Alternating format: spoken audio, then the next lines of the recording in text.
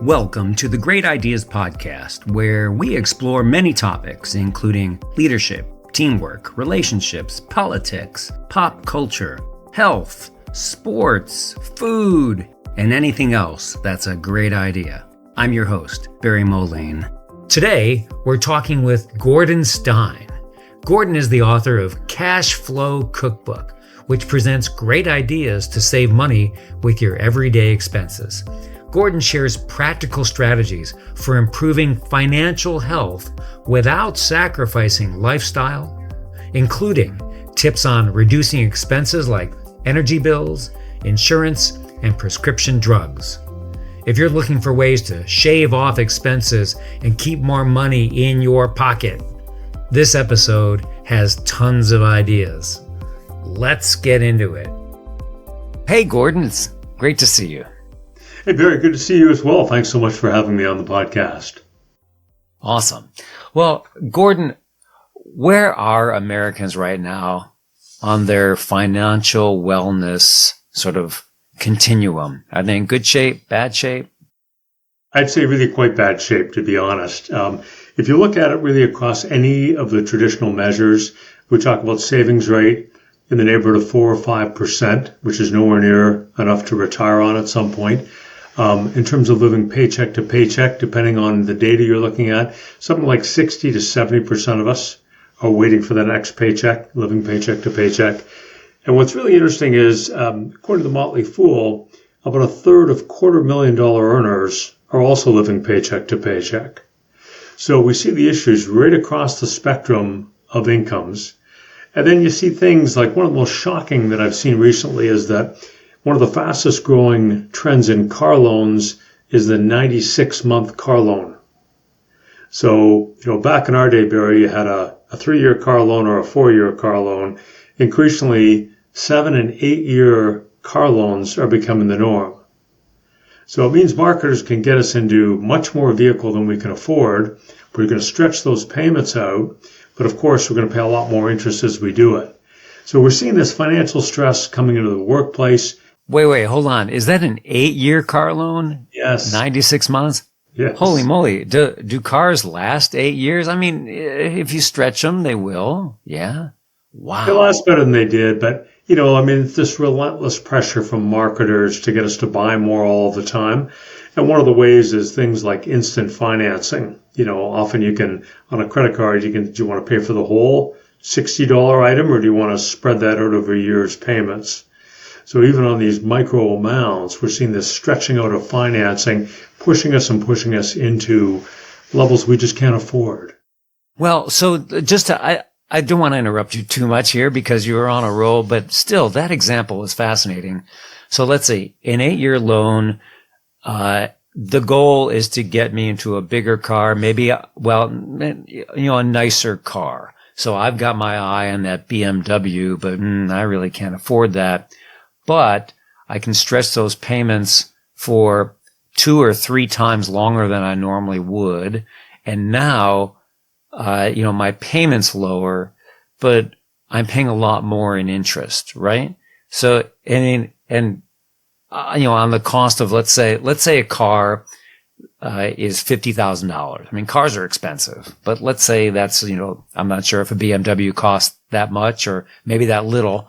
But let's say that's the cost of the car, but I really should be in a car that's a $30,000 car. Nevertheless, in that 50,000 car range, what am I paying in interest over 8 years? Do you have a feel for that? Yeah, it depends a little bit on the interest rate, but sure. You might be paying twice as much, or probably more than twice as much you'd be paying on versus, say, a 4-year car loan because of the effects of the compounding. So it's huge. So the financial impact, the negative impact, is huge. Okay. Now, I interrupted you with just to explain that example, which is terrifying. I had no idea that that's where car dealers were moving us in that direction. Yeah, and a third of the cars that are coming in on trade-in are underwater financially. So people would be bringing in a car that they owe, say, $10,000 on, and the car is worth $7,000. So now you've got this additional problem of this $3,000 of negative equity. What happens to that? That gets tacked onto the new car loan as well. Wow. So you start to get a feel for the nature of the issue. So you were describing where people are, and what I heard was something like 3/4 of people living paycheck to paycheck, even some fairly high income earners living paycheck to paycheck, Mm-hmm. and not much in savings. Where do people, what's a good place for people to be when it comes to savings? I think, a lot of personal finance experts would talk about saving 10% of your gross income. Mm-hmm. And I think that's okay. I think 15% is better. And the further up you go, you're going to have more options, more choices in your life if you're saving more. You're kind of insulated from a lot more things if you have those higher levels of saving. Inflation picks up, or you have a personal emergency or a medical problem. Good to have that increased buffer. And it gives you choices. Do you want to leave the corporate world sooner? Do you want to go work in the family business? Do you want to build a school in Kenya? Give more money to your church or, religious organization? So I think there's a lot of benefit to increasing our savings rate. So how do I go about it on a sort of day-to-day basis? Okay, if I jump from, let's say, where I am today at 5%, I think I'm doing good. I'm putting some money away for retirement. But 15%, like, whoa, I don't think I can afford an additional 10%. Is there a way to move up into that 15% level over time so it doesn't feel so painful? Yeah, I think, we tend to adjust to our spending to the level of our income. And of course, as that income goes up, we have this lifestyle inflation where now we feel, just got this raise. A guy like me, I should really have a BMW. We start our mental processes going like that. And what I discovered when I wrote Cash Flow Cookbook is a lot of these books and articles and financial experts, they really start with things that are too close to us. There was a book called The Latte Factor. And the idea is you want to find out what your latte is if you want to give up, your daily latte. And most people say, I don't want to give up my daily latte. I like my latte at Starbucks or wherever it is. So I think that's a really poor place to start because it's kind of hitting us where it hurts. And when I did the research on Cash Flow Cookbook, I was really interested in what are the areas where you can free up more cash flow, giving up exactly nothing. And what I've discovered is all kinds of us have opportunities to free up this cash flow while not giving anything up. So this is like having your cake and eat it. And that was the central premise of the book. Wow. Okay. So not giving anything up. So how do I not give anything up and move to that 15% savings rate?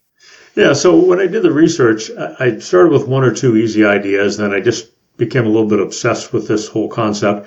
And it grew to 60 ideas. I call them recipes in the book. It carries on with this cooking thing, Cash Flow Cookbook, that save a total of $13,000 monthly. And the common thing of all of these ideas is they don't give anything up. So I can give you a few examples if that'd be helpful. So I'll start with a personal one. I live in Cleveland, Ohio, and we've got a decent sort of winter here, and it definitely gets cold. So we have heat in the summer and cool in winter. So energy costs are a big thing for most people, and you see a lot of people talking about the high cost of electricity. So I did a bit of an energy audit on my house, and I found that, I had big gaps under my doors going outside. So I, very low cost, some door sweeps and thresholds and that sort of thing. I probably spent $100. But when I added up all of these various holes to the outside of my house, this is gaps around doors and windows and different things like that are leaking air, gaps around pipes that go in and out of the house. I did the arithmetic on it. It was the equivalent of about a 7-inch hole in the side of my house. So I didn't have a 7-inch hole, but I had all these other things. So, I did a little bit of home handyman repair. I found there was almost no insulation in the ceiling. So my wife and I got up there and laid down new bats of insulation. Anyway, the net effect on that from an energy perspective is it sliced my electricity bill in half. Wow. When I do my speaking engagements, I actually show the before and after electricity bill, so I have the proof of it. I'm not making it up. And my gas consumption dropped by about 22%. through this handful of really simple measures and a really quick payback period, payback period of probably a couple of years. And forever after, I'm paying half the electricity bill that I otherwise would be. So people say, oh, electricity is going up. To be honest, I kind of say, bring it on, because the more those rates go up, the more I'm saving. And what do I do once I've done all that work? Nothing. My lifestyle doesn't change at all. And it's not like I keep my house at 60 degrees in the winter. Anyone living here wouldn't see any kind of a difference, but just getting smarter on a number of those kinds of things. So that's, one that's pretty interesting. A real simple. By the way, before you leave yeah. That's a call for everyone to check out your local electric utility or gas utility, and they'll come out and do an energy audit, usually for free, right? Yep. So it's a great can place get you to going go on that. Yeah. And if you're handy, you can do the work yourself. If not, well worth it to get a handyman. And these are the sorts of things that this monthly recurring costs that are the big things that make the big difference in our finances.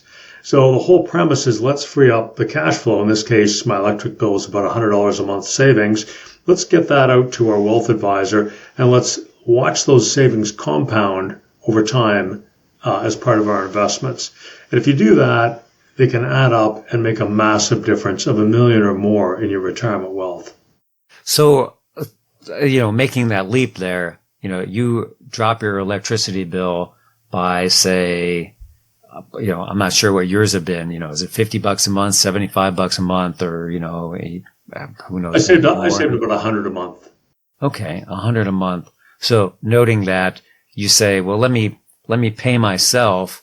Let me contribute some of that money into my long-term savings. That's one idea there. Yep. Yeah. Uh-huh. Any other quick ideas? Yeah, there's dozens of them. Let's keep going. So a really quick thing you can do is most things can be reshopped. So it's not hard to go and take a look at your cell phone plan, your internet plan, your car insurance, home insurance, life insurance. And a lot of these have online tools, so you can very quickly see, are you in the ballpark? So as an example, with car insurance, you can get on to Insurify, enter your data. It takes maybe 15 minutes, and you'll see the range of what these companies are offering for your specific situation, apples to apples, liability, comprehensive, all the different components and the deductibles and everything. And what you see in that is very quickly, not unusual to see a range of $200 a month difference from lowest to highest provider. So that's a really quick one. You could work with an independent agent and say, here's my situation. Can you shop this for me across all of your different providers and see where that lands? So there's car insurance, home insurance, life insurance. You can shop that online. Are you getting a competitive rate right now? So those are ones that you can quickly reshop.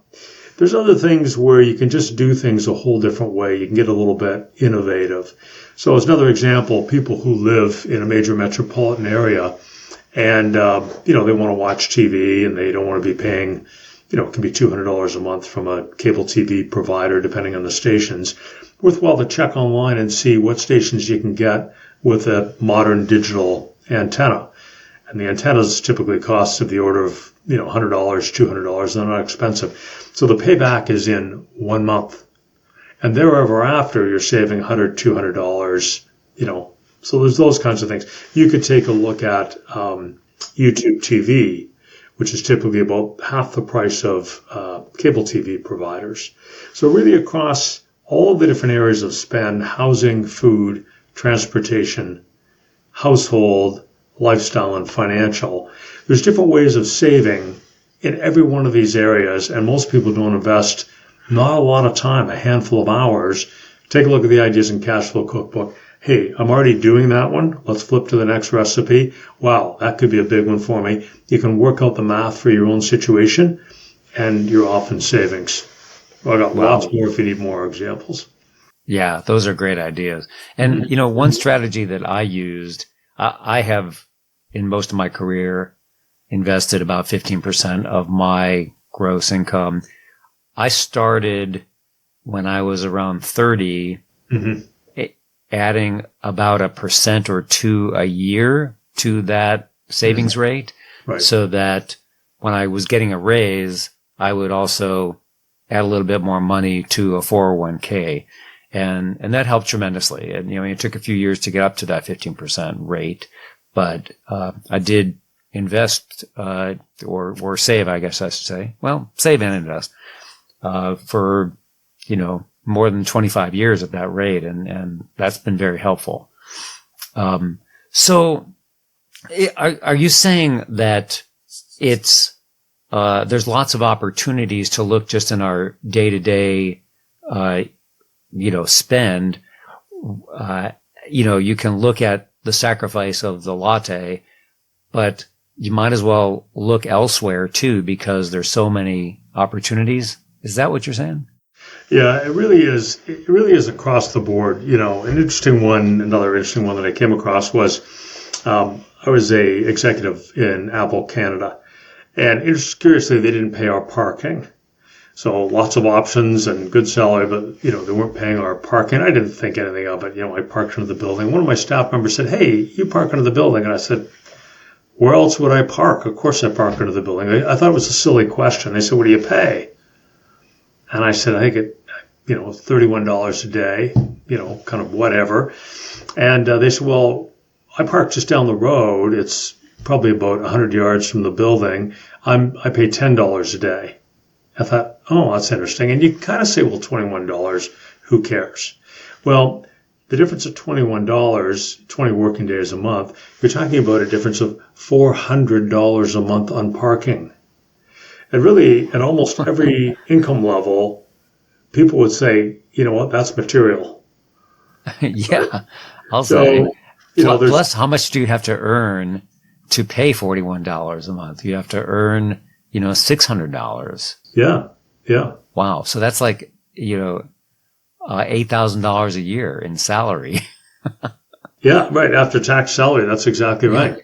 So, all of these things make a big difference. So the methodology that I talk about is we start with these, I think of them as boring, recurring bills. All of these things like parking. Prescription drugs is another example. If you're still getting your drugs at Walgreens or CVS, you might be paying 10 times too much. I'm not exaggerating. So there's an example. You notice your lifestyle didn't change with any of these things. If you pay 10% as much for your drugs, does your lifestyle change? Not a bit. In fact, I get mine delivered right to the house. So I don't even have to drive to the drugstore. I pay $7 a month for the pills I need versus $107 at the Walgreens or the CVS. How long did that take me? 5 minutes to look it up on the website and set up automatic ordering. Done. So most people have all of these things. So if you could set aside, 20 hours, you could read the book, implement all the ideas, and away you go, which is about 1 week's TV watching for most people. And the book is, you said you have these recipes. So each recipe is an idea of how to go about saving money? Yeah. So the book's a couple hundred pages long. So the first 50 pages is a story, and we look over the shoulders of this couple, 35-year-old couple. They've got twin boys who are, 16 or so. And so they make a series of financial discoveries along the lines of the kind of thing that we're talking about. And so we're going to spend the savings, and their wealth advisor, Wanda, said, "Why don't you invest it with me?" So they, were able to free up $1,800 a month. And my test readers all said the same thing. They said, "But that was so easy." And I said, "Yes, that's the whole point of the book." So they free up this $1,800 a month. They invest it with their wealth advisor, earning 7% a year, which is less than the average of the stock market since its inception. And they add $1.5 million to their wealth at retirement, giving up nothing. So now they've got a fabulous retirement. They haven't changed their lifestyle a bit. They've just gotten a little smarter on a lot of things. And that's the story. That's what's in the book. Wow. That's incredible. So just while we're on the book, where is it available? Is it on Amazon? It's on Amazon. There's a U.S. edition and a Canadian edition up there. And I'm actually working on the course right now. There's going to be Cash Flow Cookbook, the course. So, and that'll help people implement it. They can follow along with the course. It goes into more detail. So this would be, I purchase a course from you. It's going to save me, hundreds, if not thousands of dollars. So it's a great investment. And then it'll walk me through the opportunities for saving. Yeah, so it goes through more examples and it's broader than the book because it talks about the whole process. There's an idea of setting up two checking accounts, one for the bills and one for the other monthly discretionary expenses. So part of the premise is no budgeting. So it's minimal effort, minimal sacrifice, no budgeting. And the no budgeting comes because we're going to put all of these monthly recurring bills that we talk about, all the ones that we pay every month. And typically the amounts are pretty much the same. Those are all going to get paid automatically out of this bill account. So we're going to divert part of our paycheck is going to go in to cover our monthly bills, and they get set up on pre-authorized checking, no paper, away they go. But then we grind down these things very systematically one at a time, free up that cash flow. That's now going to go to our wealth advisor, or if you're swimming in debt, you might want to start by getting that debt paid off first, high interest debt, then start building our wealth. Yeah, fascinating. Hold on, I've got what is this, 20? I've got to pause here for a second for that sound.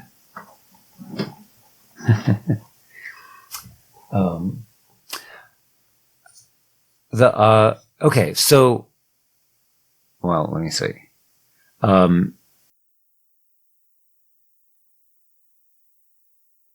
You have the book. You're developing the course. What other kind of things do you do to get the word out? You speak to groups? Yeah, I speak all across the U.S. and also in Canada. And this could be with employee groups because in many cases, financial wellness is a massive issue. There's been studies that suggest up to 85% of us are so stressed about our finances that we're not fully focused on our jobs.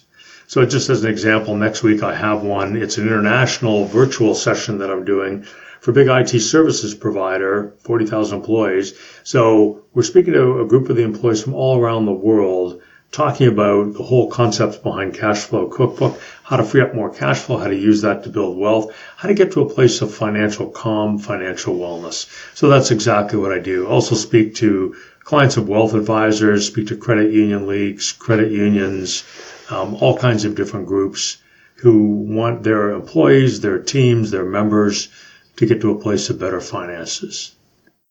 It seems like wealth advisors should be a source for these kinds of savings because they want, one, to invest your savings, but two, they want to create more savings.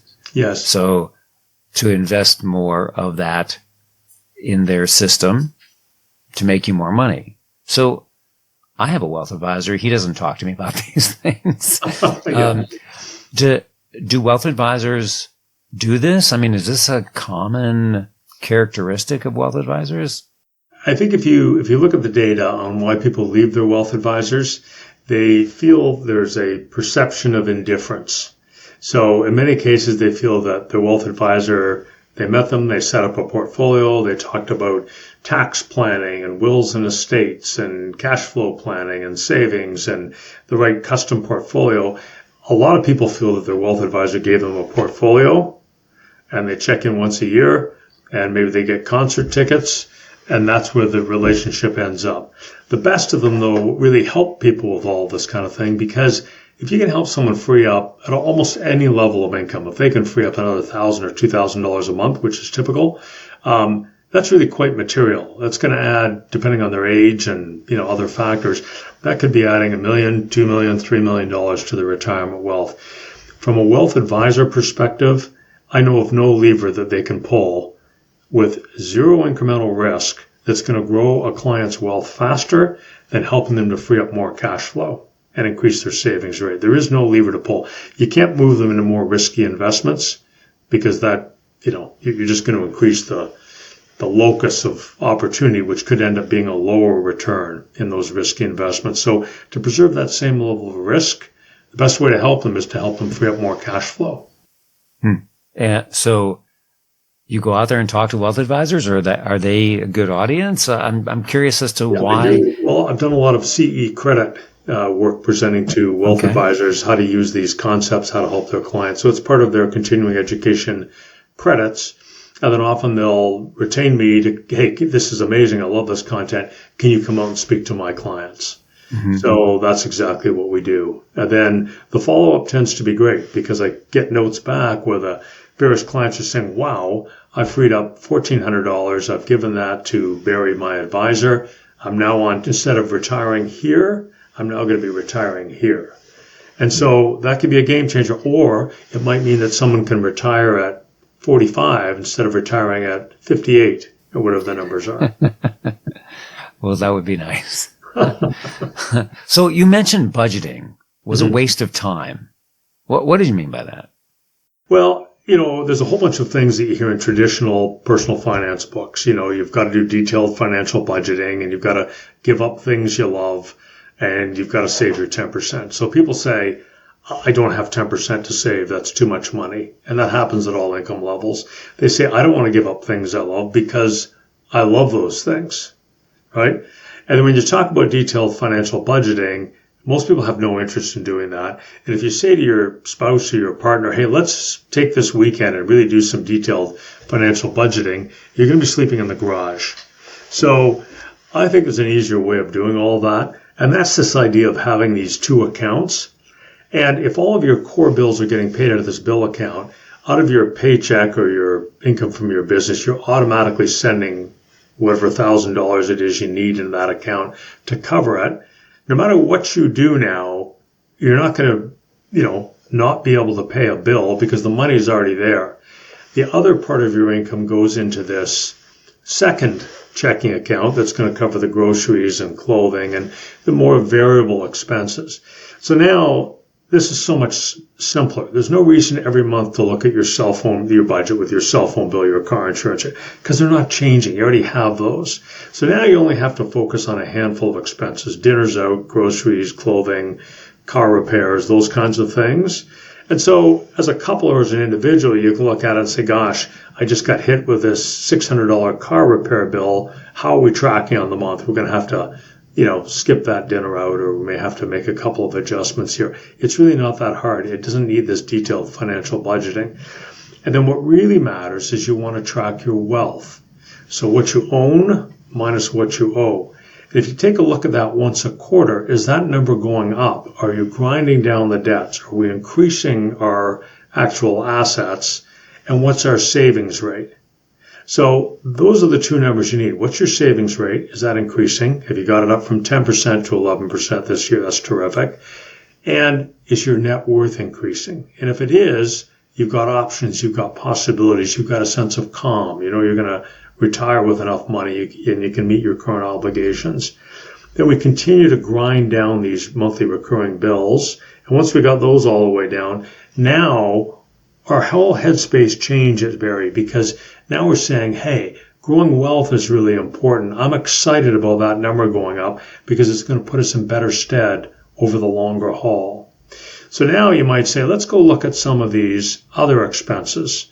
Do we need the lattes? Should we just brew a cup of coffee at home and bring it in a mug, and save whatever that is, a few bucks a day, which is typically a relatively small one. But if you think of overall snacks, I actually had an example of somebody spending $350 a month, can of soda at lunch and chips, and then they have, a Starbucks muffin and you do the math on it. It's not hard to get to $300, $350 a month. So some of those things start to come into play. You think about clothing. A really interesting stat in the research is that we only ever wear 20% of the clothing that we buy. Okay. It's hard to imagine, but it's true. Well, hold on. Let me think about that. I'm looking at my closet. I think I'm with you. Yeah, I think that it's definitely a fraction of what's in my closet. Wow. And so if we start shopping a little bit more mindfully, you can actually end up with a bigger usable wardrobe at much less cost. And you think about it, how do we shop? Sometimes a lot of people will say, hey, I need retail therapy. Let me go to the mall.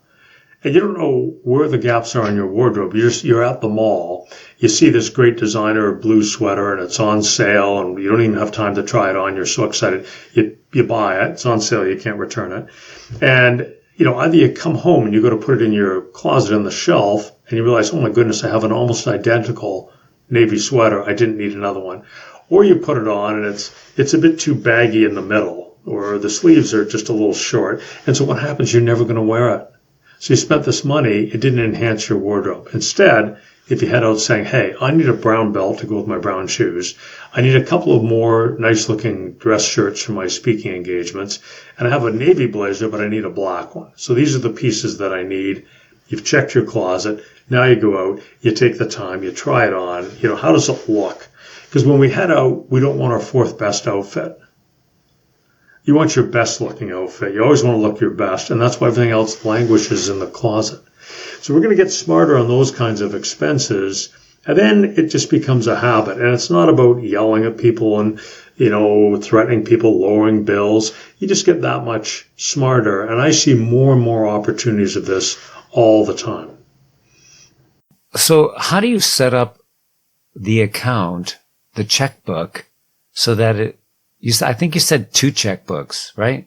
One to cover your basic, your basic expenses. Monthly recurring expenses, yeah. Monthly recurring expenses, okay. And then how do you just have a completely separate account to do that? Or, and then where your paycheck, gets direct deposited. So is something happen where you direct money every month into another account? Yeah. So let's say and don't worry about the numbers. Just to say for argument's sake, somebody has a paycheck, or a couple has a total paycheck of $10,000. And let's say that those monthly recurring expenses are $4,000 a month. So this is mortgage and, taxes, car insurance, home insurance, cell phone bill, all of that stuff. Let's say for argument's sake, it adds up to $4,000, whatever the number is. So you're going to divert that part of your paycheck, $4,000, to go into this bill account, and they're automatically just going to get paid. Leaves you with $6,000 going into the other account. So in some cases, you can have that paycheck deposited and the bank will split it, or you might have to have it go into one account and automatically you do a transfer of the difference to the other account. So that's my question. Yep. The bank can do it automatically, or you can set it up to do that automatically, like a regular transfer. Yeah, every most month? banks will let you do a recurring transfer. So $10,000 comes into this account. First of the month, $5,000 goes over to the other account, or whatever the numbers are. Okay. I have multiple accounts for my bank. I guess I never thought about doing an automatic transfer. Sure. What a great idea. Yeah. So it just makes it simpler. The bills get paid, and you want to set it up. If you add up all of your average of your monthly recurring bills, whatever the number is, let's say it's $5,000, you might want to put $5,250 into that account. So you've got a little bit of buffer in case the air conditioning costs go up 1 month or something, electricity. And then over time, that balance should start to rise, and that can be part of an emergency savings account, or go out for a nice dinner, whatever it is, right? So then, as we lower these things, we increase our, 401k monthly contribution. So again, it's out of your hands. It's not whether you're going to spend it or not. It's automatically gone. And then you could do automatic deposits into a Roth IRA, or do you have a company profit sharing plan that you want to invest in, or a share purchase plan, those kinds of things. So wherever the company is contributing, if you're an employee, that's always a priority. You want to go after that for sure. All right. So one more tip. Give me one more tip and then we'll wrap up. Well, there's so many different ones. There's so many things in the grocery stores, another great place. Everyone's, concerned about grocery prices. A lot of grocery stores will have a loyalty program that's free. And, you get a little member card. In many cases, it's on the app. So the grocery store I go to, it's on the app. It's free to join. Every time I get groceries, they scan my barcode. And then on the bill where I shop at the bottom, it shows you your savings, your aggregated 12-month savings. So for me, it's about $1,500 a year. What did it cost? Nothing. What did I give up? Nothing whatsoever. I'll give you one more quick fun one. If you look at that dark guitar right there behind me, I love guitars. It's one of my passions. And that guitar, to get it out the door, it's $3,500 plus whatever your local taxes are. It would be about $4,000. There's a website called Reverb that deals in used instruments, so I watched very carefully until I found the exact model that I want. Some of them, this one actually has alerts. So you can say, I want a Taylor guitar, a 324 CE Builder's Edition, which is what that is. And then you just wait till they pop up. It notifies you by email. I looked very carefully at all the pictures, and that guitar was $2,000. So do I give up things I love? No, I go right ahead and buy the things I love. You just get them a little bit smarter. Was it inconvenient? No, I never left my home to buy the guitar. I did it entirely online. It got shipped right to the door. So there's just always smarter things. There's always a better way to buy something. It doesn't have to be an obsession. You don't have to harass people. In most cases, it's actually easier to do the path that costs less. Hey, while we're talking about buying used, I see that as an option online, on Amazon, on eBay. It just, in a variety of purchase options that we have, reputable organizations like Apple have a refurbished version of an earbud, for example. And it's been to their factory. They've cleaned it up. Things are relatively new. It may have been used lightly. Who knows? But it meets a certain standard and it's cheaper. Are those kinds of items the same as buying new? Yeah, I don't typically do that. I mean, you can do it. It's an option, but you want to find where the biggest opportunities are. So go back to the guitar example. The stat from the Fender Guitar Company is that 94% of people who buy a guitar give it up within a year. Because everyone wants to be, like their favorite rock and roller. Oh, I want to do that. How cool would that be? And the reality is it's not easy. It's a pile of work. It's endless practice, so people give it up. So there's a great opportunity. And because it's an instrument, people are really careful with it. So there are tons and tons and tons of gorgeous musical instruments of all kinds available. It's very easy to get a piano, upright or a grand piano, typically an upright. You can get them for free in most cities because people don't want them anymore. Beautiful wooden pianos. You inherit one from your mother. What are you going to do with it? If you don't play the piano, you're going to get rid of it. And you'll find they just don't have any value anymore. Everyone's trying to get rid of their pianos. So if you can swim against the tide like that, if you think about cruises, what's a cruise company going to do if they haven't filled all of the, cabins on their cruise? Well, they're going to start lowering the price. So, some of those kinds of vacations to go, those kinds of sites, you're getting the identical thing. So if you're talking about a refurbed Apple product, is it as good as a new one? Is there some part that's going to go? I have no idea. But a cruise is a cruise and a guitar is a guitar. So those are examples of things where it's just, way smarter and there's an even bigger opportunity, I think, with really no risk whatsoever. Well, I'm looking forward to scouring through that cookbook and getting lots of great ideas, as well as your course, huge opportunities to save money. And I think most important is also getting you to come and speak to organizations and work with wealth managers because people need these ideas. So incredible. We can get Cashflow Cookbook on Amazon, right? Yeah, you can get it on Amazon. And the forthcoming course, where will that be available from? That's going to be on my website, Cashflow Cookbook. I'm in the middle of redoing it right now, but I'll give you a link that people can stay in touch with me, get on my list, and then they'll be aware when the new course comes out. But just another way to consume this content, and it just can make such a difference. We can all be in a position of financial wellness, but we don't have to give anything up, and that's why I always get excited about talking about Cashflow Cookbook and my speaking engagements. Well, thank you, Gordon. I really appreciate all the great ideas, and I know people are going to learn a lot here and hopefully save more and have better retirements as a result. I appreciate it. I think so. Real pleasure to join you. Thanks so much, Barry. Thanks to Gordon Stein for being our guest today, and thank you for listening. If you want to get in touch, or if you know someone you think would be a great guest on the show, or have an interesting topic, send me an email at barry@barrymoline.com. And please leave a 5-star review, which helps others find their way to the Great Ideas Podcast.